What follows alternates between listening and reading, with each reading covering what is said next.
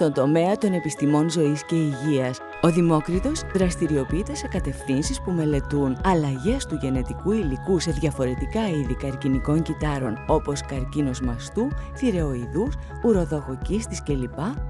Τη διαδικασία κυτταρικής γύρανσης και τον κυτταρικό πολλαπλασιασμό σε φυσιολογικές και παθολογικές καταστάσεις με κυτταρομετρητή ροής, τον εντοπισμό κυτταρικών οργανιδίων σε συναισθιακή μικροσκοπία σάρωσης λέιζερ και αλλοιώσεις κυτταρικών λειτουργιών στη μεταβολική νόσο του διαβήτη, καθώς και τους μοριακούς μηχανισμούς ανάπτυξης των επιπλοκών της νόσου.